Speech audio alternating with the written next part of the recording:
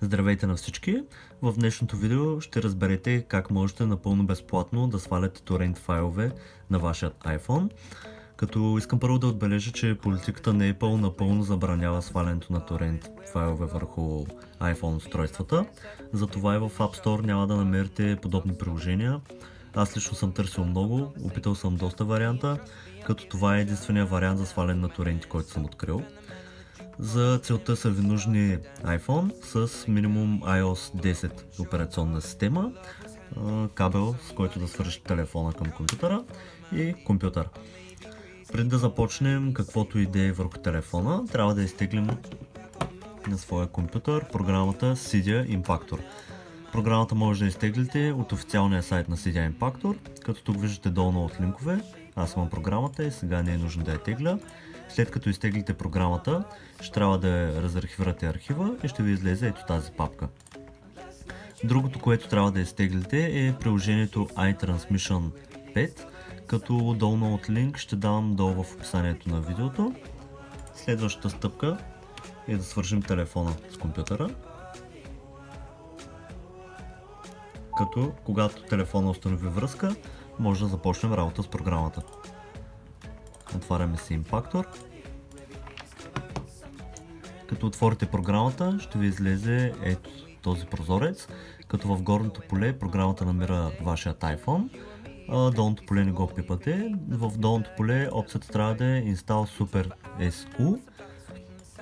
След това просто придърпвате приложението, поставяте го в програмата и ще ви излезе прозорец, който ви изисква да напишете вашия iTunes акаунт.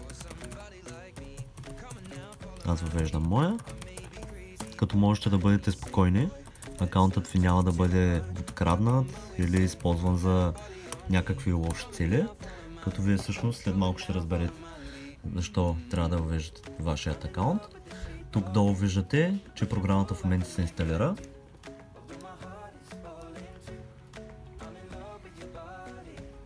И приложението излезе на телефона.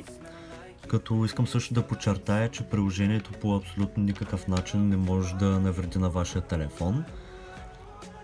Когато за първи път го натиснете, ще ви излезе ето този прозорец, където ви пише, че това приложение не е одобрено от Apple и не трябва да бъде на вашия телефон.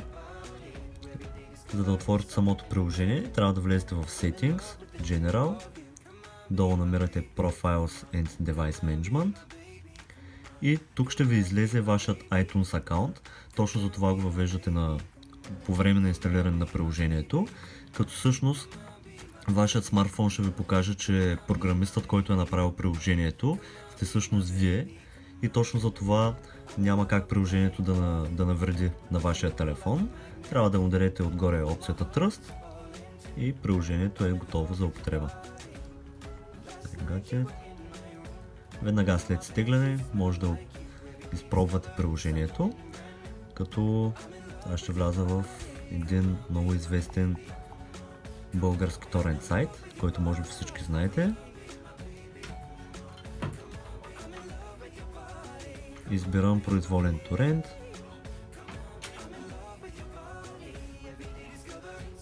Давате отгоре на името на торента, все едно го сваляте на компютър.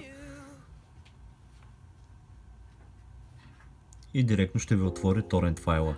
След като ви отвори торент файла, натискате Open in iTransmission и виждате, че торент файла вече е добавен в програмата и чака да бъде изтеглен. В момента не се тегли, защото не съм на Wi-Fi връзка.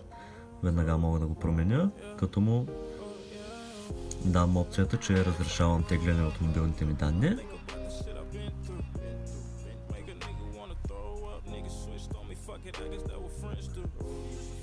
Когато вляза пак в приложението, торент клиентът ще намери веднага връзка и ще започне свалянето на торента.